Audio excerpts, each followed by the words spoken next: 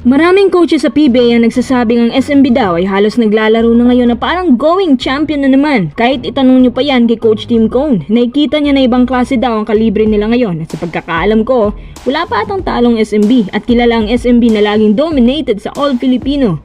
Sa tingin nyo, back-to-back champions na naman ba ang SMB nito?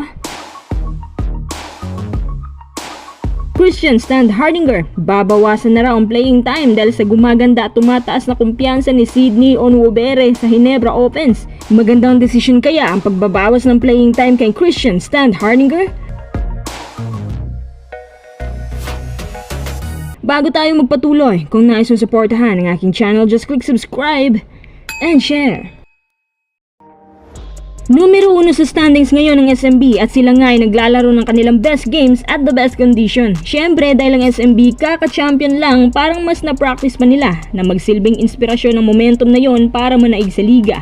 Alam naman natin ang SMB pagdating sa All Filipino Cup, halos walang nakakapantay sa kanilang napakaraming Philippine Cup titles. Kung sa ibang teams mararamdaman nila na wala silang import, habang ang SMB parang may import pa din dahil kay Junmar at ang mga alipores ni Abay mas tumataas pang kumpiyansa dahil sa kanya. Yan na mismo ang dahilan kaya pakiramdam ng SMB sa kanila pa rin ang konferensyang to. Kung titingnan mo standings na to, 5 win streak kaagad ang nakuha nila. Sa katunayan, kahit pa nga hindi na sila i-coach ni Coach Gallant, parang kayang-kaya nga nila eh. Mas nagiging balanse na rin ngayon yung skill set ng bawat isa. Kaya sa mga nagtatanong pala kung may trades na magaganap ang SMB ngayon, wala pa dahil inoobserbahan ng coaching staff kung hanggang saan ang limitasyon ng balasahang ito sa pagitan ng dalawang units. Hindi naman po ako fan ng SMB pero sa palagay ko anytime soon, kayang-kaya na nilang magkampiyon sa PBA ulit kahit ngayong araw na gawin ng finals. Kahit kayo mga quiz, mapapansin nyo yan sa kung paano sila lumaro ngayon. Halos perfect shots ang ginagawa nila. Actually, natatalo lang naman sila kapag wala si Abay or madalas silang mag-turnover or off night. Kapag na-maintain nilang ganitong laro, especially na nasa prime ngayon si CJ Perez at consistent pa masyado si Romeo, nako, kahit maglagay pa tayo ng another set of players sa bench, dominant pa rin sila.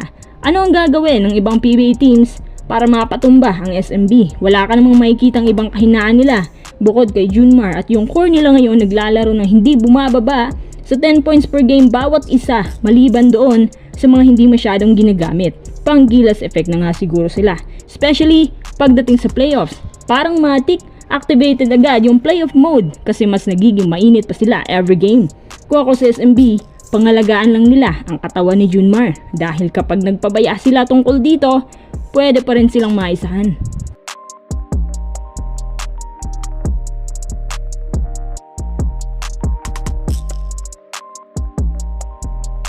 Tara, next update. Naninibago ang mga Ginebra fans sa pinapakita ng kanilang team dahil parang sila pa yung naghahabol sa Terra Firma. Ewan ko nga rin kung bakit. Hinala nila wala kasi si Scotty tapos pinaupo pa si Sistan. Ang totoo niyan, minaliit lang talaga nilang Terra Firma nung time na yon. Hindi nila alam sa unang quarter pa lang may pasabog ng Terra Firma. Tapos nung lumalayo ng kalamangan, biglang natauhan sila pero hindi na sila nakabawi.